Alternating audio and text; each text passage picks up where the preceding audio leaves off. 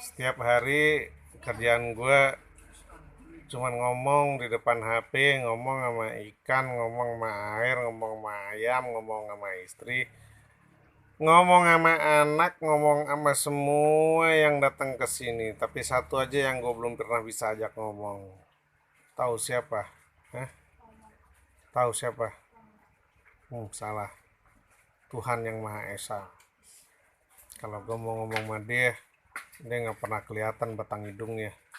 Sampai sekarang juga gue nggak tahu Tuhan punya batang hidung apa enggak ya. Aduh, susah banget lah jadi manusia yang bertuhan dan berketuhanan. Kita berkemanusiaan aja susah banget ya. Banyak orang yang protes dengan kalau kita ngapain. Ketika ada orang susah kita nggak bantuin, dibilang nggak punya kemanusiaan. Terus kalau ada juga temen yang lagi susah, lagi perlu kita harus bantuin mereka. Katanya itu menunjukkan rasa jiwa kemanusiaan. Pokoknya manusia itu maunya dimanusiakan, nggak mau dihewankan ya. Nah, syukurlah saya ini manusia yang mau dihewankan dengan menamai diri saya sebagai singa Bali filosof kon nyo ya. Aduh, heran juga sih kenapa mereka-mereka itu nggak mau dijadikan hewan, padahal sifat hewannya masih pada gede-gede. Ya, tapi saya adalah salah satu orang yang nggak percaya katanya kalau kita makan banyak hewan atau makan daging hewan itu nanti sifat hewan kita semakin meningkat. Saya nggak percaya, paling nggak percaya karena begini analoginya. Harimau itu sering makan daging manusia, tapi harimau nggak pernah punya rasa kemanusiaan tuh sampai sekarang. Aduh, jadi kalau manusia makan daging hewan nanti punya sifat kehewanan, gue rasa nggak tuh bullshit itu orang goblok itu yang punya pendapat seperti itu. Rasa kemanusiaan itu muncul dari hati, dari dalam lubuk hati yang paling dalam itu nurani, itu naluri manusia untuk melakukan pertolongan terhadap manusia lainnya atau tidak itu nalurinya ya. Hewan pun juga mulai memiliki naluri hal yang sama yang dia lakukan ketika anaknya terjatuh ke sungai, ke air, ya. Misalnya anak-anak zebra yang sedang dikejar oleh harimau, tiba-tiba zebra itu menjadi pemberani menolong anaknya itu kan sifat menolong. Jadi yang merasa manusia jangan sombong deh ya kalau kamu aja yang merasa punya sifat atau rasa ingin menolong seseorang itu hewan juga punya ya hewan juga punya percaya deh ya jadi apa namanya sifat baik itu salah satunya itu keinginan untuk menolong itu sebenarnya bukan saja dimiliki oleh manusia tetapi hewan juga ya. Dan kalau kamu orang pernah berinteraksi dengan makhluk-makhluk astral, ya, mereka pun juga punya keinginan untuk menolong manusia itu punya. Nah, yang jadi masalah sekarang adalah niat menolongnya itu dimotivasi oleh apa gitu loh. Ya, kalau manusia biasanya menolong seseorang ya refleks. Ya, dia nggak ada motivasi apa. Tapi ada juga manusia yang menolong orang eh, termotivasi misalnya supaya kedudukannya bertambah tinggi atau namanya menjadi populer gitu ya. Pokoknya macam-macam deh manusia itu ya. Nah, kalau yang makhluk-makhluk astral ini biasanya menolong ya pasti ada eh, sesuatu yang dia inginkan. Jadi dia termotivasi menolong manusia itu karena apa ya? Mungkin paranormal yang bisa menjelaskan ya. Karena saya sekarang bukan paranormal lagi, saya sudah sangat normal sekarang. Jadi nggak bisa ngejelasin yang gitu-gitu lagi ya, nanti malah saya ketawa sendiri gitu.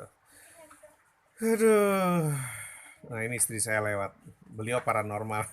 Kapan-kapan saya suruh untuk menjelaskan tentang makhluk astral itu ya. Benarkah makhluk astral itu memiliki eh, sifat atau keinginan juga yang ingin menolong ya entah itu terhadap sesama makhluk astral sesama setan, jin, iblis dan lain sebagainya ya, pun beliau pun mereka juga ingin menolong manusia ya, entah itu benar entah tidak.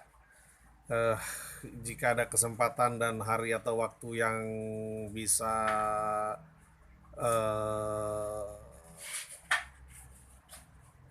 menemukan kita untuk bisa membicarakan itu, saya akan coba undang ya beberapa para orang yang sudah nggak normal itu, yang menyebut dirinya sebagai paranormal ya, untuk membahas dan menjelaskan ya tentang hal-hal tersebut ya. Oke, buat para pemirsa dan pemirsi ya, pemirsa dan pemirsi atau pemirsawan, para pirsawan dan para pirsawati.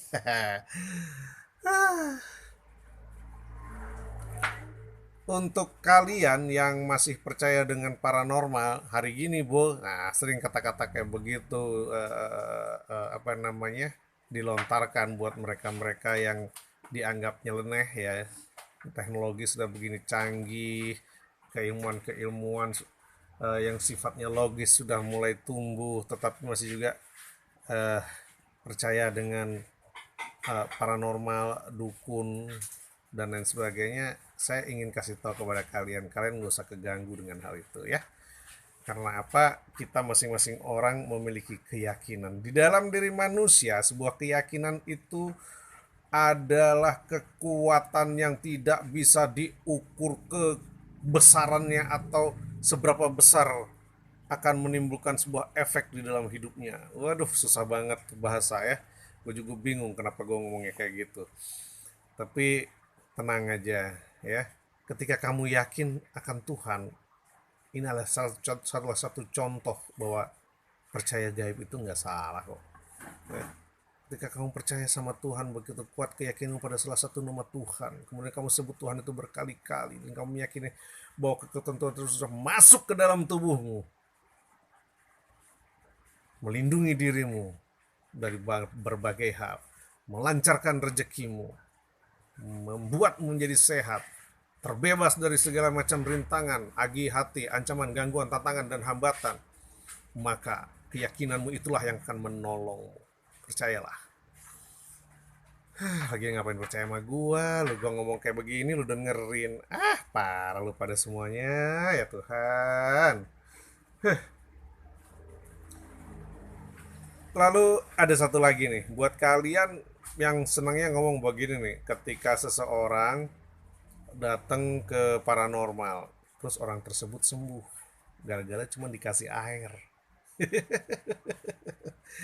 Lalu nih orang-orang yang nggak percaya ini ngomongnya begini nih, eh lu mah goblok, ngapain lu kesana, itu cuma disugesti doang, lu tuh disugesti doang makanya jadi sembuh, itu cuma air biasa.